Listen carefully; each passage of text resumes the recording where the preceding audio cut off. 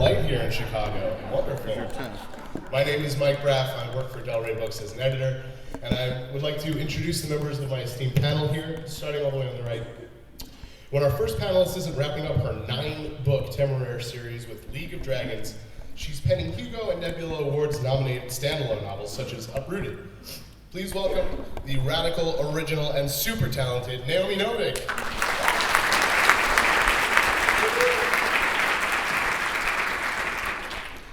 An innovator in the worlds of genre fiction and podcasting, our next panelist just published the 2nd volume of the Generations Trilogy, A Light, and is hard at work on the 3rd volume, Alone.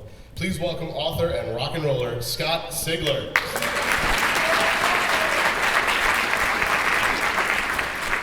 Winner of both the Hemingway Foundation Pen Award and the Whiting Award, our next panelist has just finished his New York Times bestselling Passage Trilogy with City of Mirrors, which comes out in like a week, right? Excellent. Ladies and gentlemen, please welcome this noted gentleman and scholar, Mr. Justin Cronin.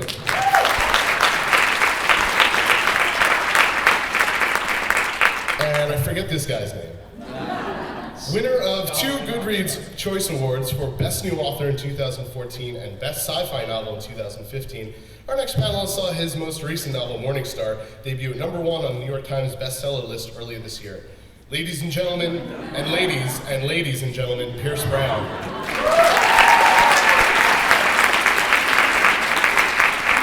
Thank you all for being here, wonderful, talented authors. So this panel is called Unwritten, Stories You Haven't Read Yet. I want to focus on the stories behind the stories, if you will. So my first question, Naomi, where do your ideas come from? There's this little door in the wall of my apartment, and when you open it, there's an elf there, and I like go to the elf and I say, all right, you want some food? Give me the next idea. The idea elf. Yeah, that's slavery. Sorry. I literally have no idea where my ideas come from. I think, more seriously, that ideas come the more you have of them, the more ideas that you play with, the more you mess around, the more things you let yourself play with, the more ideas will come.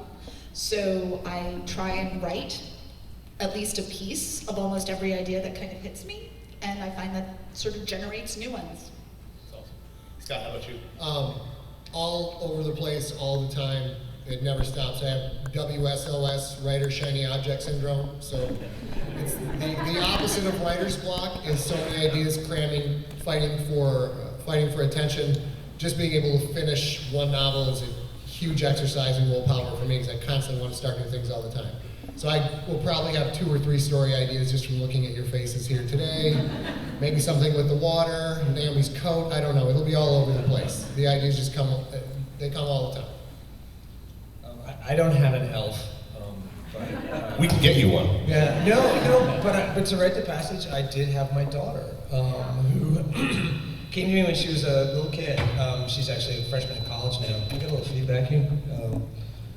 And said that she was worried that my first 2 books, which were very literary, were boring, and which they're not, and they are available in stores. But I asked her, I said, okay, you're such a smarty pants kid, what do you think I should write instead? And she said, I think you should write a story about a girl who saves the world. And I said, that's fine, sweetheart, but you'd have to help me. And we spent 3 months for an hour every day after school. I would go running and she would come along on her bicycle and we would just spin out a story together. And we had 2 rules. And first rule was that everything in the story had to be interesting. A good rule to have. Yeah, I mean, I was like, well, that's, I'd never really thought about that before as a novelist. And the other rule was we had to, I was sort of like truth, beauty, something like that, yeah. Very literary. Interesting. So if we wanted to have a runaway train, we had a runaway train. And I have in the passage, the first book there, in fact, 2 runaway trains. And I had to have 1 character with red hair, because my daughter's a redhead. And we did this for 3 months. My inner critic just kind of went away, and she put me back in touch with the kinds of books that I loved as a kid, just, big adventure stories. And by the time the weather got cold, the bicycle went into the garage. I sat down to take some notes. I still had I'd never had any intention of writing this thing. I was just having fun with my kid, and I was actually under contract to write a different book.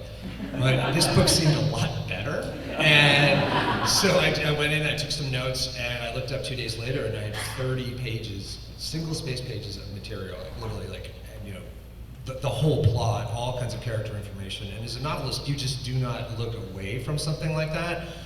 So I sat down to write it, and 10 years went by, and I finished the trilogy 2 days before my daughter graduated from high school. That was my goal, to finish it before she graduated from high school. Just squeaked in under the deadline there. So I neither have a daughter nor a house elf. I like the house elf. I think that for feedback, yeah. Is it me? It is you. Okay. I can't fix that. I think that I draw from, like a lot of writers, from personal experiences, and I traveled around so much when I was a kid and lived in 8 different states. And when I was moving around so much, I would basically take the stories I read or watched with me. So I'd be growing up in the woods, and I'd essentially be exploring what happened in my head. I'd be thinking what Han and Leia did after, you know, the Star Wars movies ended, and I'd be continually basically flexing that creative muscle. And also, when you move around so much, you're trying to break into cliques all the time, and it's kind of a troubling thing. It's pretty hard. So a lot of times books were my best friends. So for me, it's always been my comfort zone. And I can draw a lot of my inspiration from people I meet in my life and things that happen to me. I mean, Severo, my favorite character writing in Red Rising, the guy who actually inspired Severo is here. Alex, if we could all say hi to him. Alex, give away. So, and you know, when you find these, when you're going through life and you find the people that, you know, help you build a foundation for who you are, you know, and they're always going to be connected to you, like by just like imagine yourself as a kite just kicking around, and they're always going to be that string that tethers you to the ground. And when you find people like that, that's what inspires me to write stories. It's why I want my stories, even though it's sci-fi, even though it's, you know, far-flung future, it's all based off the relationships. And for me, writing the Red Rising series was about the relationships. And once I knew what those were, once I knew how those existed, I was able to then imagine this far-flung future, this far-flung world. So now you've got your idea, courtesy of a house elf or a daughter, whatever have you. How do you expand that idea into enough for one book, let alone a 9-book series or a trilogy? Naomi, please. Lots of coffee. You know, I find I think that different writers approach this differently. I'm a discovery writer in the sense that I don't outline pretty much, especially when I'm starting a new universe. I basically find out what's going on as I go. You know, I'm sort of seeing a few like one block ahead as opposed to knowing the whole roadmap and where I'm going. And for me, that's how I keep my own energy up. It generally means that I have to go back afterwards and revise pretty heavily to sort of figure out, to make things consistent once I do know where I am. But I really find that, for me, what really gets me excited is when I'm hearing a character's voice, when I really have a strong sense of one event after another, and once you sort of set up the players on the stage, then kind of letting them go and seeing where they take me. And then, on a higher level, you know, keeping something like the Temeraire series going, I think fairly early on with that series, I realized that there wasn't just one way for humans and dragons to coexist. There wasn't just one sort of human and dragon society, and that I wanted to move around the world and take us through different kinds of relationships between people and dragons all over the world. And that became sort of the higher level idea of how do I get to where am I going this time? What are the dragons and humans, what are the dragons going to be like, what are the people going to be like, how are they going to interact, and how is that going to change the history of that part of the world. And that was kind of how that all developed. I'm kind of the opposite. I plot things out very heavily before I even start writing anything in the book. For Alone, which is the 3rd book in the Generations trilogy, it's a 45-page single-spaced outline. And that was a huge part of the process because my work is kind of thriller-based, and it's more plot-heavy and procedural-heavy than it is character relationship-heavy, which can create some problems. But I like everything to tie up nice and neat at the end and try and leave as few hanging chads, if you will, as possible. Like, let's tie up all these teasers I've given you, let's finish them up. That, for me, takes a lot of work. So really heavily outlined the whole series. But I spent months on this 45-page outline, and this was the first experience I've had. Sent that to my editor. She went over it. We hashed through some things on the outline. And then writing the first draft was amazingly easier than any first draft I had done before. It was like, yep, here we go. We were able to write to the outline. And between first draft and second draft, there were only 3 or 4 chapters that got dropped. See, Pierce? My outline is like a sticky note that I can edit. Well, this is my editor, so he keeps telling me to outline. Sorry to hijack. But there's no particular way to do it. This book, it worked out well. But being the last book in a trilogy, trying to get everything to come together, so you get that satisfying resolution for the characters, at least the ones that survive to the end. You get to see where they're going. Not that anybody dies in the series. It's super happy. Totally and it's safe. Why would you kill characters, man? I guess I'm sort of a mix of the two. I'm very much a planner for the same reason. The Passage is basically a 2,000-page novel broken into thirds. And I really had to know where the story was going, or I would throw myself off a building. It would just be too much.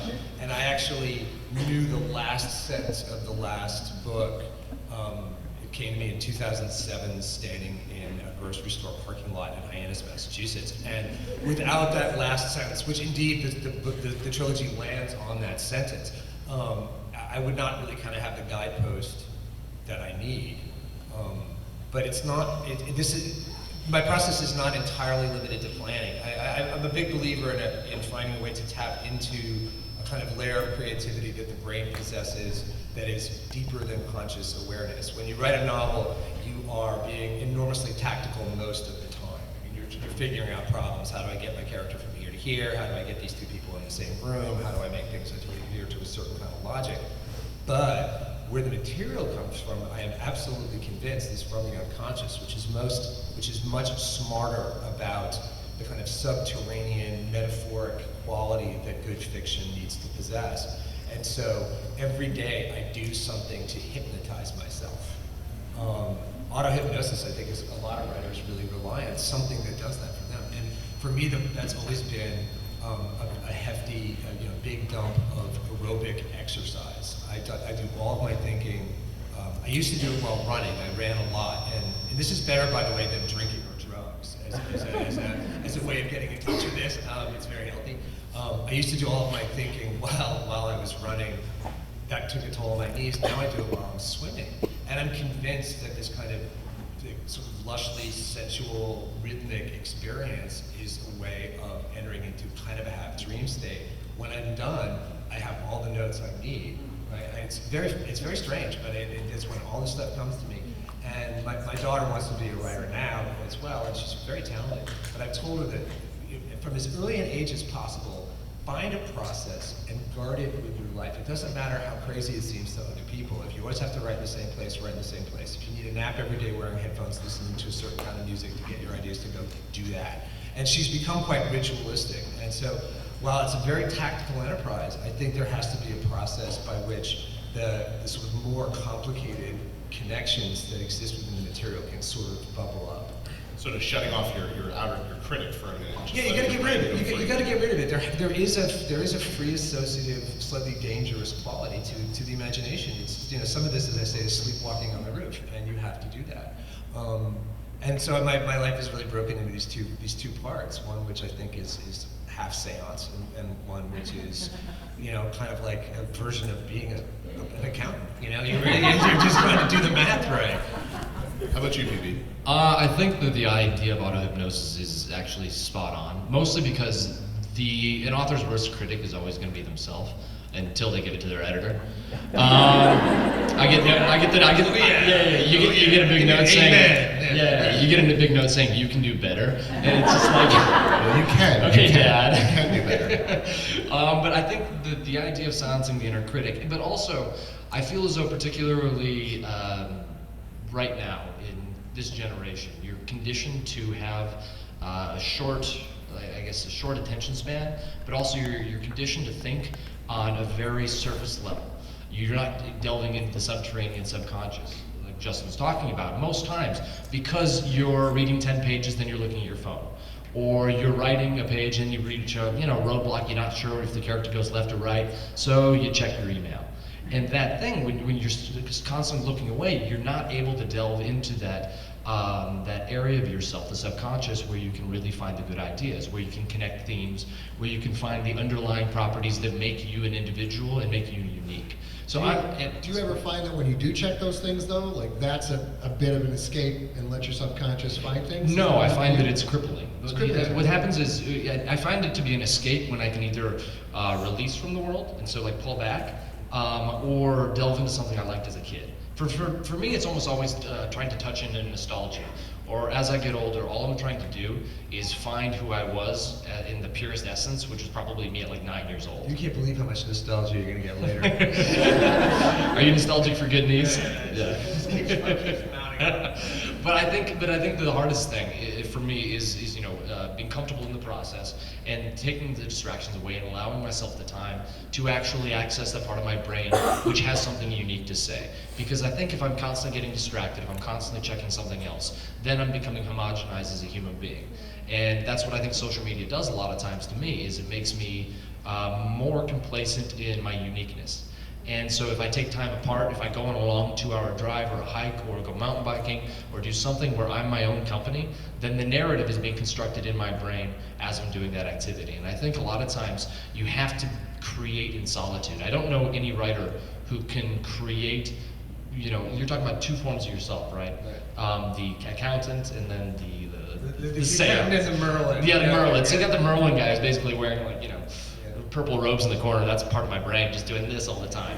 And then you have the part that tries to relate to people, but the part that tries to relate to people and have conversations is inherently at odds with the Merlin type of person, unless you got some really good friends who spitball with you.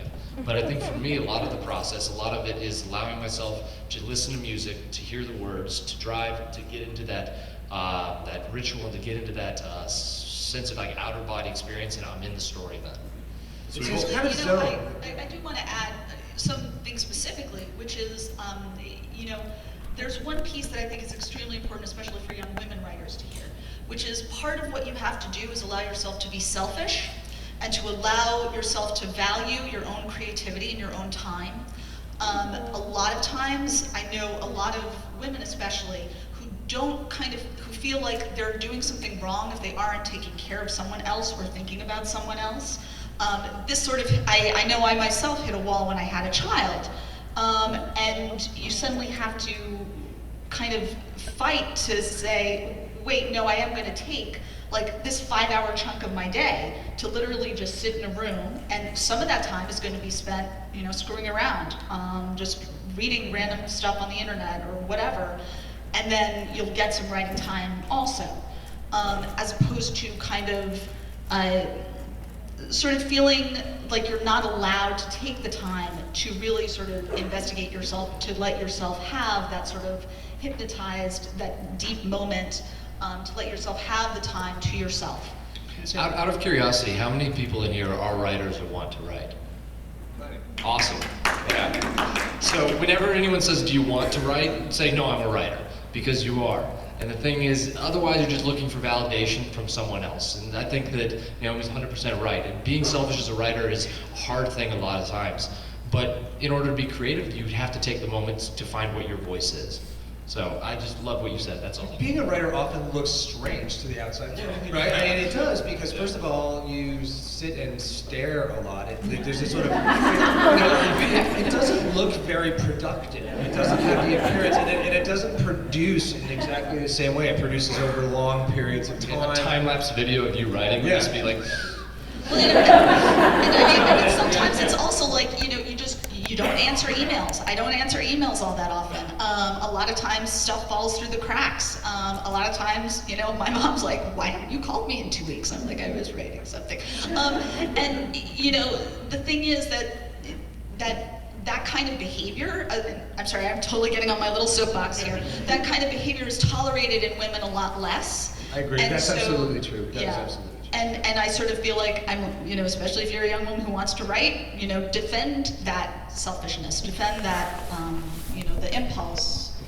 And so much of it is too, you put so much of your intellect and soul and heart into what you're working on, being both Merlin and the accountant at the same time, that you don't even realize all of these other things are slipping by the wayside. I can't count the number of times I've come out of a deadline being like, I'm at my desk every day, how do I have 4 unpaid bills that are 3 weeks overdue? Because there's just a stack of mail, because you just don't care. Get to a point where as soon as I open those envelopes, that's going to take me out of the zone. Oh, and yeah. I'm going to be distracted. Can't do it in the morning because then your whole day is. No, you can't answer email, you can't do anything, you can't talk to people, you have to tell people, yeah, don't call me, don't stop by, just don't during these times. We sound like horrible people, but we're really quite sweet. Yeah.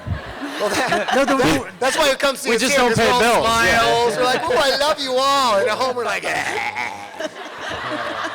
Seriously, there is your a bathrobe, social yeah. cost to this. Yeah, There's big cost. absolutely a social cost to this. The deeper I am into a book, the smaller my life gets, and eventually it's just my wife and my children and a guy I play tennis with once a week. And This is something I wanted to ask you guys about, because I think we're all touching on this. It feels like being a writer is kind of lonely. it's profoundly lonely. I need a I'm tennis. so guy. sorry. Sounds Yeah, great. yeah. I'll play tennis with you. Oh, fantastic. Yeah. I don't know. Circle got bigger, I don't. yeah. I'm with Justin.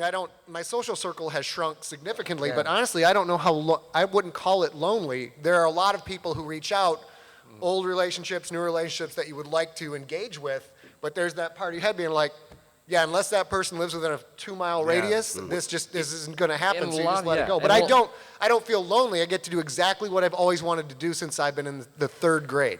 You know, for me, actually, it's not lonely because I'm in a chat room with writer friends the whole day. And I mean, you know, there's one of the parts of my process is frequently sharing work I basically am getting beta feedback typically at least 2 or 3 times a week on something that I'm working on. And I'm frequently working on multiple projects Does that not at once. affect the long No, game I sometimes? I love it. For me, you know, I mean, That's very brave. I Yeah. don't show anybody anything. I'm so first. timid. No, Like, no. yeah, I'm so That's timid. organic with the way you it's came organic up with That's how your process I process. Yes, because you know I came up through fanfic. That's where I started writing, and yes, yay fanfic. And the people who beta read my work now are the people they beta read my fanfic. They beta read my profic, and that's a community where, and all of them actually also write or create or make vids or art or whatever. Even if they don't do it professionally, they still do it. And that kind of, you know, that kind of back and forth is integral to my process at least. And it's something that, so I don't ever feel lonely actually myself, because I'm in constant communication with For me, it's not people. lonely. It's mostly crippling guilt wherever I go. Because the thing is, I chose a job where no matter what, I could always be doing it, right? Yeah. And that's the problem, I think, is like if I'm reading another person's book, I should be like, oh, I should be writing, you know? Or if I'm watching a TV show, I should be writing. Well, I probably should be. But You should be writing. Yeah, my editors have a deadline, and he's just like leering over my shoulder like a gargoyle. And I think that's the hardest thing for me a lot of times is to plug out. And it's not necessarily the loneliness, but it's the feeling of carrying around a constant debt. Like I constantly have to, and when I'm happiest, when I can actually be a human being and like be friendly to people and not be like Scott, like when people come over, like someone rings my doorbell in the middle of the day, I'm like, what? And the only way I can get rid of that is by getting my word count out early in the morning. And I'm not sure if you guys have quotas. Yeah, 1,000 words. 1,000 words? Yeah. 1,000 words a day. Something you can attain. Yeah, No matter- and then it's Miller time. Then Yes. it's guilt-free. Yes. The day can be over. That's questionable Right? taste, but yes, yeah. It's a Naomi, classic, is my there friend. is there like a No, minimum? I do not have a quota. I am much more sort of feast or famine. And the thing that I actually had to learn, you know, I still write fanfic actually. That's where I play, and that's where a lot of my sort of energy comes from. Everything. Sorry, I've written 450 stories, I think. Wow. Yeah, so. Do you have any Buffy fanfic? I do actually. I'll be I have a reading that. couple. I have a couple of. I'll be reading all of it. Are you Spike or Angel? I'm Buffy Giles actually. Oh, Sorry. that's yeah. It's sort how of naughty. totally opposite. How unpredictable, I was Naomi. jealous, sorry. I do actually have an Angel Spike one. Oh. Sorry, but that was. This took a turn. It's getting warm up in here. So what's the URL? Not that I'm getting curious. Can we get it up on the screen? I'm archive of our own, you know. I'm archive of our own.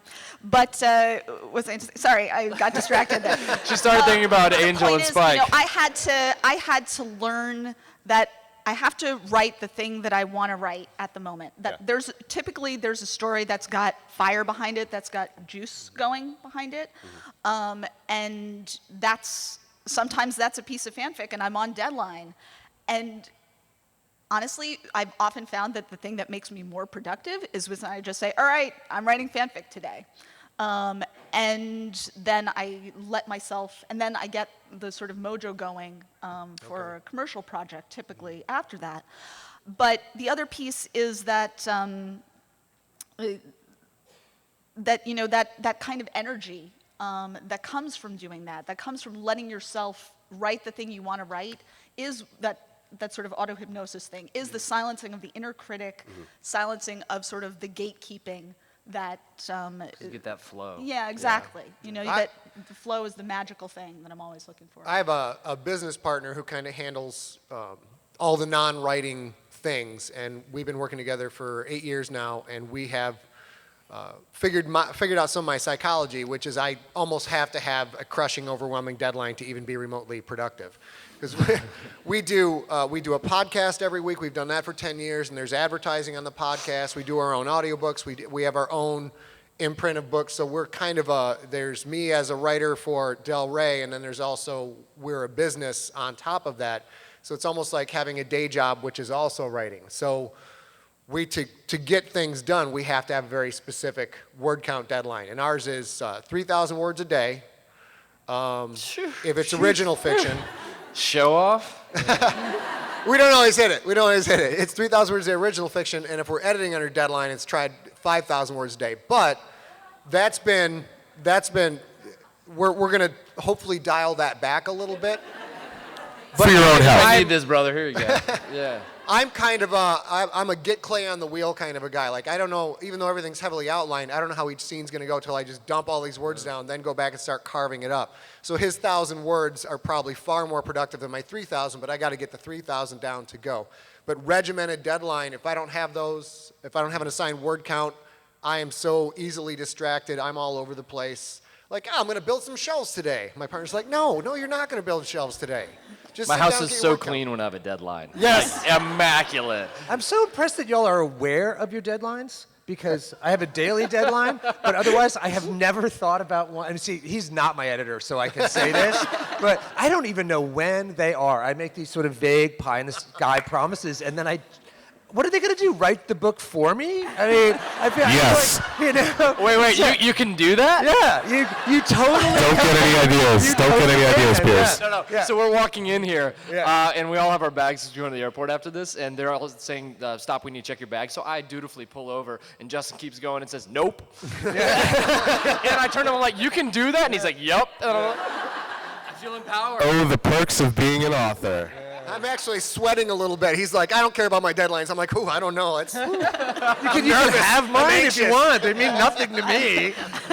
I'm actually curious, do you guys reread, when you're sitting down in the morning, do you ever get caught rereading the stuff you wrote the day before? Oh, yeah. And then always. That's how I start the stuff from the day before. Yeah, Does it ever mess you up? Because it messes me up if I read something and it's not on par with what I want it to be, and then it sinks my confidence. No, yeah. Then I just end up rewriting it. Yeah, you and rewrite it. then I get no further in the story. But I'll finish. Yeah. So it's useful time, though. I'll right? finish new stuff, and then I'll, go get a beer and worry about how did I become such a sucky author? How did this happen? So like 9 a.m.? Yeah. And then I'll finish that, and then I will, the next day I'll start with what I wrote yesterday, and then I'll read through and make it less sucky, and then I feel better. And then I get to the new stuff, and I feel bad again. I've recently started this thing where I just have a blank page, and I'm not allowed to reread what I wrote the other day before. And so like the last sentence or last paragraph, and then I write that, and then I'll edit it. Yeah. And I found it kind of helpful, but I just was curious. I was for me, go not back. for You know what guys. works Yeah. for me? What often works for me when I'm stuck in a story, when the story's not moving forward, is actually I reread it and then I put it away and I go back and I force myself to sort of talk out what the characters are doing in the next scene, to like have a little piece of conversation and sort of mentally push, because it's usually that scene. It's by usually that the one scene home at the scene, yeah. end, right? And you just sort of have to kind of pop yourself. I'm through it. convinced that writers are people who learn. Every writer begins by having another job, right? I mean, it'd be the very rare individual who starts writing in an environment of perfect freedom. And I was a teacher for many, many years, for 25 years. And I had to teach myself to write when I had a strong professional commitment to students. You know, I wasn't going to shortchange them. And the one thing I learned was that when you sit down to write, you better be writing. You know, I tried to segregate the creative time from the writing time, and when I had the 2 hours or the 3 hours after, you know, my infant daughter had gone to bed or something, I had to make sure that that worked. And so what I did was I actually followed Hemingway's trick, which is when you stop writing, you stop when you know what happens next. You make sure that the next sentence is one that you have already imagined and you don't write it. So when you sit down to work the next day, you go from 0 to 60 super fast. And it's a really, really good trick. That when you are coming up, learning to write productively when you can write, and learning how to get to the good stuff faster was huge. Because when I was coming up, I was working 2 jobs, playing bass in 2 metal bands, and trying to write books at the same time. That's so much cooler than being a teacher. Yeah. So I was like putting on my Dockers and going to work. You know. I was an NBC page. I was like doing tours of like a lot. Tours like that a lot. Yeah, But way cooler rock. everybody out there who is a writer who is working toward, you know, if they want to do that full time or part time, training yourself to, okay, this is the time I write, and you have to. There's no more excuses. This is your time to write. You got to figure out how to get to the good stuff faster because it spins up a little bit, which is kind of where the 3,000 words a day comes from now, because now I've got all day. So I was used to like, I got an hour and a half. If this is going to happen for me, I have to get this done. Being able to power through it. No. So. I think too much time can be a problem, actually. Yeah. You know, yeah. what, I was in some ways more strictly productive when I had less time in which to be productive. And I actually made a commitment to go back and teach next spring. I'm just teaching one course at the university with which I'm affiliated, in order to press the edges of the time a little bit. I also just miss teaching. It's a lot of fun. I really like my students. I teach at Rice University in Houston, and the students there are just really terrific and fun to spend time with. And you get to I find that trying to explain writing, it always helps me to remember things that I need to remember on a daily basis. But pressing the edges of time, actually, I mean, I don't like deadlines, but I like a little bit of countervailing pressure in the day-to-day to make me, you know, focus and make good use of the time. I do know, you know, for myself, I actually find having the full time very liberating. That's part of what I need. But I do know a lot of people for whom the structure of having a day job or something that basically kind of gets you out of the house and gets you going is actually turns out to be extremely necessary to keep a kind of discipline to do it professionally. And that losing that structure in your life as a whole can often lead to a lot of creative people sort of tipping off the edge. It makes you weird, in other words, right? Yeah, well, it does. you know, unless you sort get of- out and A interact. little squirrely. I've created artificial structures. So what I do is in like hour-long or 2-hour-long segments. I have an hourglass, and I'll flip it over. Oh, nice. And so you freak out when you see the time running out, and you're just sitting there doing nothing. And so then I'm like, oh, I better be writing. But then I also know that I get to go get like a cupcake after that. Cupcakes and hourglasses, the secret to your so success. I had to get new pants, but it's been a delicious schedule so far. I've got a little digital timer to fight the ADD. Like I'll realize 45 minutes have gone by and I totally forgot I was even at my desk. I'm like, oh, look at all the things going on. And I'll decide, okay, all you've got to do, I'll just tell myself, you just focus for 15 minutes and I'll set that timer and I'll hit go. And usually at like 10 minutes in, then the whole day goes by because then I'm in the zone. But Scott- I should have more cupcakes. Scott, I think you deserve a cupcake. Yes, I do. So we've touched a lot on process. We've touched a lot on these forgot you were things. there. Hey guys. Hey. So, I didn't want to interrupt, but I want to interrupt. So one thing I wanted to ask about, and maybe I'm a little biased because this is something related to me, but how is it as a writer being edited? What does that feel like? What is that process? I mean, Naomi, you have a lot of feedback from your fanfic peers. Is that different from being edited? For me, that's where my editing happens. Typically, by the time the manuscript gets to my editor, my editor typically gives me sort of there's like a copy edit phase, obviously, but my editor typically is giving me sort of fairly small feedbacks, like or I would like a little more of this or a little bit of that, because so much has already kind of gone on. And the other piece is being a beta reader as well has allowed me to internalize a lot of editing work, and now I find that a lot of it happens as I'm writing. Especially when you're starting out, I think it's really good to just write things and just put them out. And not try to revise too much, and just get things done, finish things, because finishing is really tough, and finishing a lot of stuff is one of my main pieces of advice to junior writers. But when you're editing, if you edit the work of other people whose work you like already, then you learn what you're looking for in a way, and you also see what they're doing. So you've internalized via editing other people. Yeah, you internalize that, and so I'm editing myself as I go along. I frequently am like, all right, what would my beta reader say about this one? And what would Speranza say about this? What would my friend Lim say about this? And I can say that sometimes, even when they're not in the room, not in the actual chat room with me, and typically I'm right. But and so that revising process I just love it. I love getting that kind of constant feedback. You do need to find people with whom you're extraordinarily compatible. And that is something that's a really hard thing. I think I was writing fan fiction for 10 years before I really had a community of people that, were in sync with me in that way. Because I think that's a really good point, because I think what you want an editor to keep you honest to the story you're trying to tell, not a beta reader or an editor who's trying to tell their story. Yeah. And I think a lot of times you can fall into that when you get a friend you really like and then you get advice from them. But the problem is you have to be also, when you're reading your friend's stuff, be good at giving advice. And I think a lot of people forget that. And the thing is, good editors, they're people who are good at seeing what you're trying to do and then giving you good advice for that. Because I think finding that relationship, like Naomi said, is so important. I have 0 beta readers. I mean, maybe I'm just an incredible narcissist, but or I'm just really very nervous. But part of my goal in life is both to miss my deadlines all the time and dream author here. Show Dream author. my editor nothing. My books are enormously long, so 2 years will go by, and he'll call me. And I'll say, how are your kids? And I'll just try to get off the subject as fast as possible. And I've written the prologue. Yeah, I'll write it until I feel like I've sort of exhausted what I can do with the material, and I never show it until I've written the last sentence, because you're not a writer because you start things, you're a writer because you finish things. I absolutely believe in that. So I just kind of stay with the material in a completely private state, often for years at a time. I used to show it to my wife, but she's from Minnesota, so she has a really narrow emotional bandwidth. And It's the Swedish roots. I just show it to her, and I'd be completely nervous while it was in her possession, which would often take a very long time. She often seemed kind of not to care, and then I'd say, how was it? And she'd say, oh, it was pretty good.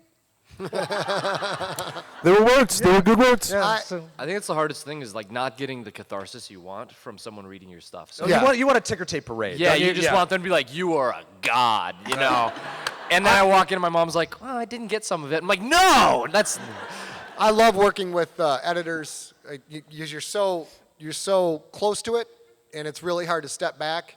And the biggest advice I give to people earlier in their writing career is write a whole book. Doesn't matter what it is. Doesn't matter, if it gets to a bad part of the book, just make up alien beings into the room. So you learn to finish the book. Yeah. But when you finish that book, you will think, oh man, I got this nailed. I got the talent. And you will think it's awesome. You put that away for a year and don't look at it. Don't anybody else look at it. Then you pull it out. Then you read it and find out how bad you suck. and then fix the sucky parts, and you rapidly become a better writer. But you don't have time for that as you move on. So now, giving it to the editor, and then just like I'm the opposite of this guy. I give it to the editor. I'm like, man, I hope there's not a gaping plot hole in there somewhere. Things aren't screwed up, or I've totally forgot this character's emotional resolution. And when you get that feedback, like, yes, this is pretty solid. It works out. It's helpful. And then that's a big part of their job is to find those things that you don't see. Because in your head you think you've told one story, and on paper you've told another story. Yeah, the paper story is always a much inferior version of what you have believed it to be all along. Yeah. You think you've covered stuff, you're sure you've covered stuff, and then when they tell you totally didn't do this thing, you're like, you're a liar. You're a liar trying to justify your job, and then you look like, okay, I didn't do that. Editors are great. Except Mike's not a liar. I'm sure Mike's not a liar at all. It's interesting because for me, actually, almost always these days, at least, when I get feedback, I'm always like, yeah, all right, I knew that. and you know, that's often for me the best feedback, where it's like the editor's like, yeah, no, you really cannot get away with that. And it's helpful. No, I get editorial feedback at the end of a whole draft, and that's good. I mean, I feel safer because I've gotten to the end. I know it's writable, and I know whatever's wrong with it is fixable. And then he gives me his comments, and I go back and I do something that a lot of people think is kind of crazy, but it's the only thing that works for me. I print up the old draft. I have his notes. I call up a blank screen, and I start typing the whole thing over again from the first sentence. And you write long books. Yeah, no, I mean, one of these books is 330,000 words long. And what I find is that the computer is a great, the word processor, your laptop, your Apple, whatever, is a great generation material, but it's a trap for editing because it's so easy to just monkey around with the document. Say, what if I move this here? What if I move that there? And I learned to write before that kind of technology. When I started writing, I used legal pads and a pen and sitting in the college dining hall, and then I'd have to go up to my room and type up the paper or the story or whatever it was, and I would get out my typewriter, which weighed about 30 pounds, and I'd put it on the desk, and I would turn it on. It would be like turning on a lawnmower. It had a big motor with about, and there was no correction key on this typewriter circa 1982. And so when you typed up that sentence that was written on the legal pad next to you, you didn't just type it, you had to marry it. Right? It was going in. It was not going to get changed. And so what happened at that moment was, of course, is you saw it differently. Your mind drilled down into it a little bit further. And so when I'm writing, a 200 or 300,000 word novel, and I've got the manuscript next to me, and I set out just simply retyping, I will not make it 2 or 3 sentences before I make a change, because I'll see something else, because I'm trying to marry it. Right, and I'll do it from a blank screen, and I advise students to do this, and I don't think anybody's ever followed that advice. I do actually. I'm like, that's a great process that I'm not gonna do. Yeah. I know a writer who writes a whole draft of a novel that is only to find the book. She says, I write it, I spend a year working on the novel, and then what happens at the end of it is there's like this little thing that's in there that actually is the novel I'm supposed to write. It's Jennifer Egan, who's won the Pulitzer Prize, so I guess it works, right? But she'll find the little thing and then turn it into a novel, and I could never do it that way, never. Yeah, I was just going to say that I do sometimes handwrite. Not an entire draft at a time, but I'll handwrite a scene or a couple of scenes and then type those in, and that process radically changes. Does that define the story? Is that when you're struggling sometimes? Usually when I'm stuck. Yeah. Usually when I'm stuck in a scene. Change the medium, definitely. sort of. I'll do it on a whiteboard, actually. I have a that's whiteboard fun. in my office. That's really a gas because you stand up. It just changes your physical Well, circumstances. actually, I'm using a treadmill desk now, which let me yeah. tell you guys is the best thing. Yes, it is fantastic. You look great. It's- Yeah. No, it's just, it's I feel like radically. that's like a dystopian writer, though. You have to write to keep it going. Just keep typing. Do you want to eat? Or you'll be sent to the basement. I'm really lucky in terms of having an editor who's actually one of my best friends, and Now you're just bragging. You're a liar. because I have a deadline. It's really nice because we can have a conversation without there being any pressure, and I can spitball with him, and I can actually brainstorm if I'm stuck, which is wonderful because there's a lot of moving pieces to a story, particularly as it gets larger, and I've expanded my series, and having someone who's been there from the beginning is really nice, and it's really a blessing for me. Stop. Well, now that you've given all these fine folks an insight into your process in writing a novel, let's take a real quick moment, and before I open up for questions, what are you working on next, and how's it going? Well, it's going really well, Mike. Yeah. I am working on a series called Iron Gold, which is a 3 books that take place after the conclusion of my latest trilogy, Red Rising Trilogy. So Morningstar came out in January, and this series focuses on many of the same characters, the ones who survive, 10 years after the events of Morningstar. And it'll be told from multiple perspectives instead of just Darrow's perspective as the first one was. And as I said, it's going so well, Mike. I'm sort of in that weird melancholy period after I finish a project, although in this case it's actually 3 projects, a trilogy of 800,000 words that I spent 10 years of my life on. And in that period of time, my life changed a lot. I went from having small children to having a kid in college. Time has poured through me as well. When you work for 10 years on one project, what you get is a backlog of stuff that you have thought of over time. And I have just one place where I just jot down, an idea for, a concept for a book or something. And what I thought would happen was that I would finish the Passage trilogy and then I would go back and write out of this list of ideas. And what I discovered was that a lot of time had passed since I had some of these ideas. And what had, the matters of concern to me, both, personally and as a citizen of the Republic and as an artist, had changed. And so I'm starting a new project, which I can't actually describe because I haven't told my editors what I'm doing yet, and I kind of want to. It's Buffy fan fiction, isn't it? That is something that only just came up. It's interesting. I have this sort of bank of stuff, but when I sat down to do it, something else just started eating at me, and I spent a large portion of last summer taking walks around the block at night because I had this little grain of an idea that was very much connected to my phase of life, which is sort of the empty nester phase of life. And it just kept bugging me, and I was waiting for it to reveal itself. And for me, things reveal themselves where you have an idea that suddenly attaches to another idea. It's always like 2 things coming together and making a surprising combination. And I was absolutely convinced I was going to write a book off this list until maybe 3 months ago when that sort of molecular collision happened.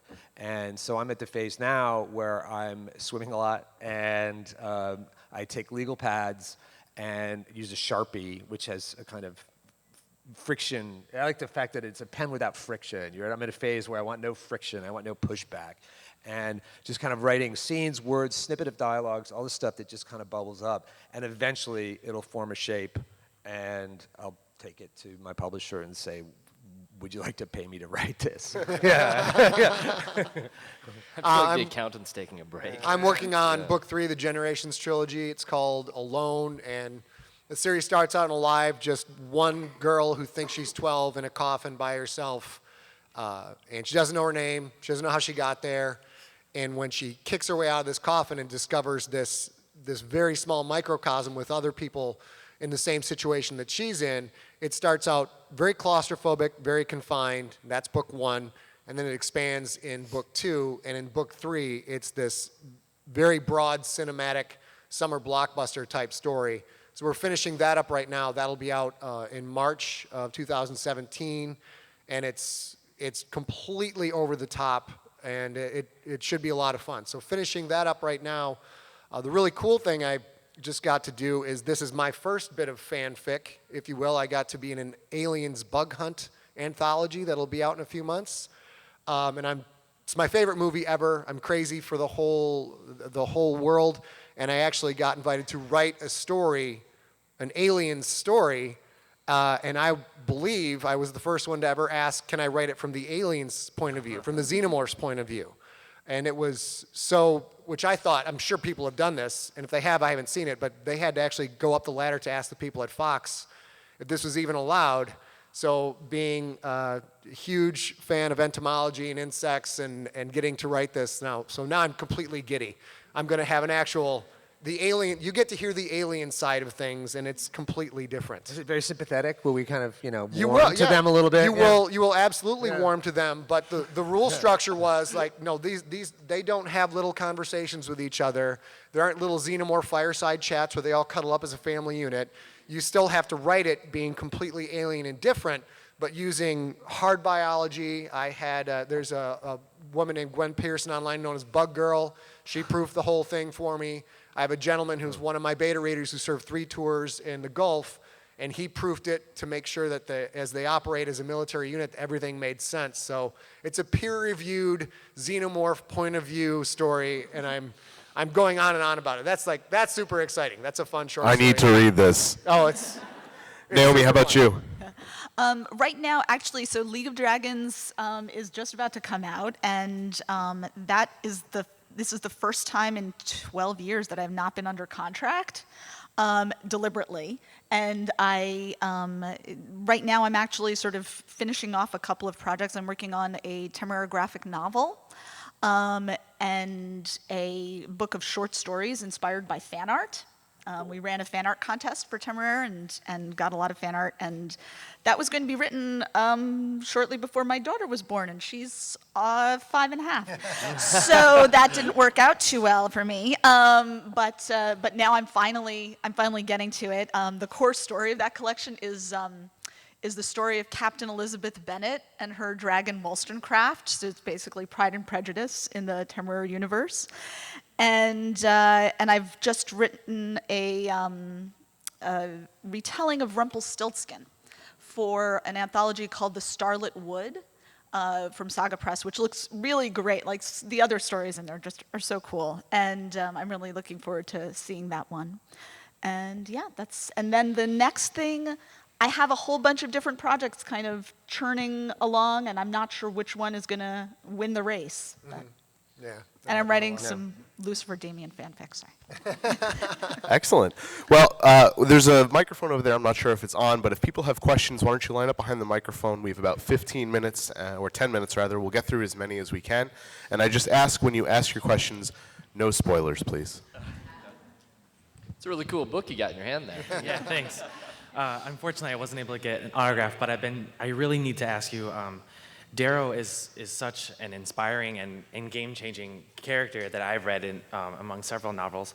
How much of yourself do you, especially since it's from Darrow's point of view, how much of yourself do you put into Darrow, and how much of Darrow do you see in yourself?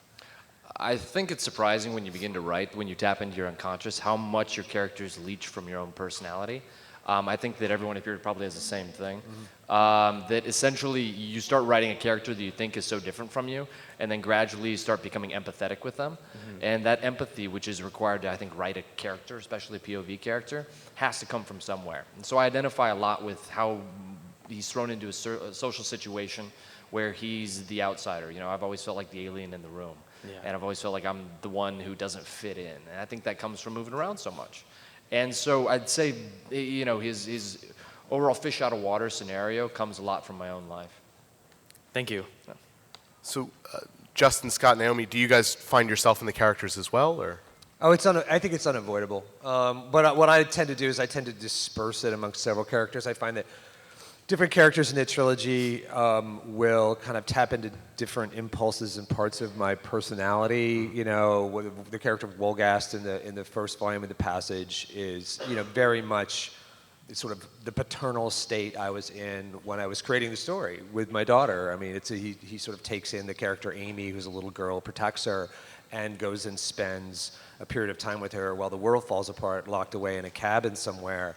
And it was, when I wrote that, it was abundantly clear to me that I could go off to a cabin with my daughter for a few years and play board games and read books and have a perfectly splendid time. So, you know, that came directly from that part of me. And for other characters, it's a different part, perhaps. But it's impossible to avoid this, and I think you should make use of it, and by acknowledging, first of all, what it is that's actually taking place. The worst villain you create comes from your own personal villainy, no question. Yeah, I mean, if any of you read my Infected trilogy, there's people doing horrible things to each other in that, and you do have to get into that mode. And it's relatively easy to do, because although you probably wouldn't do this evil thing, I'm sure some of you might, but you probably wouldn't do this evil thing, it's easy to get into that zone where you are writing from the point of view, and even the worst people on the planet are sympathetic characters because they have their own motivations. And all of us in this world are so much more similar than we are different. We all have the same wants and needs, just with slight tweaks that create enormous amounts of bloodshed and conflict and anger. But when you get down to it, all of these characters are trying to go out and either get what it is they want and they need, or facilitate someone else to get what it is they want and they need. And that, you channel that into your characters and they become fairly real, I think, fairly fully realized. But yeah, they're all you, which is weird. That's interesting. I mean, I don't consciously, at least, feel that way. I don't consciously identify with all my characters. What I do consciously try and feel is I consciously want each of my characters to think of themselves as a protagonist. And so I always feel like I want to understand what makes each of my characters tick and want to know what it is that they want. But often, in fact, I find I have the most pleasure writing characters who have a very distinct, and sometimes very distinct from my own, point of view and voice. That combination is often a lot of fun to write. Next question.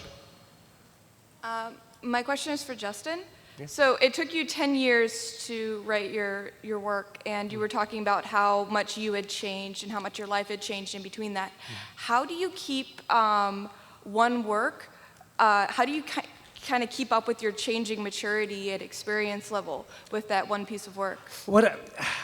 I felt it was intrinsically unavoidable at some level, but one of the things I did was I aged my characters, right? It's not a story, like Pierce's story is told in a very, very tight chronology. I mean, literally one book ends and the next book picks it up at practically the next scene, right? And in each of my books, I had gaps of time which would age my characters under the terms of the world in which they live, which is one where you have to kind of grow up very fast and very early. Somebody in their 30s in the world of the Passage is more like somebody in their 40s now in a lot of ways, if you can compute lifespan in a post-industrial future, for instance. But the story begins with characters who are in their early 20s, and I felt like I could connect to their concerns in some ways because I was still teaching, and my students were that age, and I was in kind of constant communication with people with that point of view.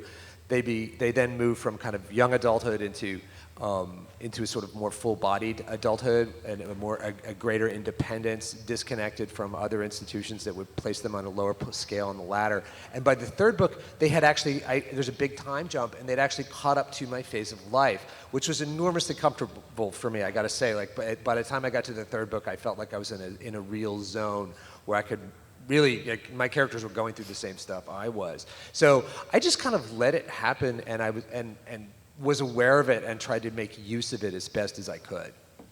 All right. Next question. Oh, sorry, I didn't even see this side. My apologies. So my question's in general. When you're writing in a fantasy world, how much of your time is spent on world building and creating this new setting versus the plot and moving the characters along? I don't know that it's hard for me to draw a line because as I said, I'm a discovery writer, so there's a constant back and forth where I find out a little bit about the character. The character's voices are telling the story, either in their perspective or literally first person or through dialogue. And that tells me a little bit about the world they're in. Then I think up some detail about the world, and that tells me what the characters do next. And in that sort of little accretion model, basically, the world builds up around it. With the Temeraire books, it's a little different because those are historical fantasy. I knew a lot about the history, and I also had to do a lot of research to sort of nail down details. But even there, what I would generally find is I typically would try and let myself go based on my background knowledge, on some background reading, and then go back and fix details afterwards, just because the flow is the critical thing. That happens lockstep for me as the characters help you understand the world. And it only starts to get tricky by like book 6 when you have to track all of these things that you've established, but they kind of happen at the same time. I do a lot of front-loaded research, and then it is a kind of thing that comes up as you go. I think the biggest challenge is the biggest thing you have to research, and it's internal research, is what do things mean and how do they feel in a world that is so different? You know, what does it mean to, in a post-industrial, post-apocalyptic future with a shorter life expectancy, no real medicine, and where death can swoop down out of the trees and grab you at any second? What does it mean to fall in love? What does it mean to have a child? What does it mean to have a job? And maintaining your awareness of this, in my instance, that's the one that requires the most brutal focus. I can go and find out how to hotwire a diesel locomotive on the internet really fast. I swear to God, there's like a website, it's called howtohotwirediesellocomotive.com, right? And you can get all that stuff fairly easily, and if you've lived a few years and know some things in your life, you know kind of like how cars work and how the plumbing works, and that stuff's very, very helpful. But it's the psychology of the characters under those circumstances that is the thing that requires, I think, the most thought. I think that the overall way that I do world building is that if it informs the character decisions and the character psychology. And so when I'm doing a first-person narrative, the character psychology is all that matters in a lot of times, and his experiences with the world are how I shape the world. And so I find it much easier to, when you have one person, I mean, it's different when you're doing third-person perspective, which I think all of you use mostly, except for Scott in his latest series. And when you're doing first person, what you show the reader is also so tied in with what the plot is and what he's doing that they're inextricably linked, and I don't spend time world building separately often, simply because the act of writing in and of itself is an act of discovery, where I can see the things that bond this, like the molecular structure basically of the world, by just investigating it through one character. So we've got exactly 2 minutes and 3 questions, so we're going to do it a little bit rapid fire. All right, Scott, because the junkies always have to ask, when's book 6 coming out? Oh, and the 5 other books you promised us that we haven't I write this series called the Galactic Football League, which is an American pro football league 700 years in the future. It's Star Wars. Star Wars meets Any Given Sunday meets The Godfather, so it's kind of nuts. He's wearing a jersey from the Krakens. That's the team. Hopefully, I'll be starting on that in a few months. But like Naomi, I will be in a position where I won't be under contract, and this will be the first time since in 20 years that I will get to work on a book as long as I want to until it is done. So I'm very excited about that. So probably 2017, 2018, who knows. So something that I'd like to ask you as science fiction writers is about the saying, write what you know. Obviously, in kind of a fantastical world, you can't exactly apply that literally, but do you think there's a level of experience that you need to gain in a real world to write in a genuine fashion and show, like, this is what I know? Well, that brings up the question of what do you know? Like, I know science fiction, I know the worlds that I enjoyed, Harry Potter, Lord of the Rings, all these things, and that's what I'm writing. I'm not writing, interstellar conquest, sure. I'm not experienced in that, but I'm experienced in the type of thing I want to write. Yeah, for me, it's what do you know? You know people. You know how certain laws of psychology operate because you've witnessed them a lot. I mean, I think write what you know really comes down to what do you know about yourself and the other people around you, and the rest is, it's just setting. I mean, you just put it together in a way that works for the story. You write, you know you, and you know the relationships that you have had. That's what you are writing. Everything else is just set dressing. It doesn't really matter. I would say that you need to, it's really valuable to know your world in the sense, for instance, Uprooted took place it's inspired by Polish folklore and fairy tales and folk history. And that's a world that, I know the world of Uprooted very well because it was based on my own 5-year-old sort of imagination of what Poland was like. Slightly different from the actual reality. But I had a very intimate sort of understanding of that world from the base up. That meant that when I was writing it, I was writing a place that I knew. That we can know places that only exist in the imagination as well as know things that are real. And I think you can know a character really well and know them almost as a person as well. And, when we think about it, the entire world is actually mediated through our senses, through our imagination, through our brain. And so what we know can be quite large. I do think that it's valuable to have have a real understanding of whatever it is that you're writing about, and just to sort of make it easier to write that and to communicate in that world. So we're going over time, but we got one more question right here. Excuse me. This is just for the general panel. You touched on silencing the inner critic, and I was just wondering how you battle perfectionism and writer's block. If you could just discuss that. I just saw this really funny quote, which was, so I don't remember who this was from, but it's a writer saying, I don't believe in writer's block. When I hit a block, I just lower my standards and keep going.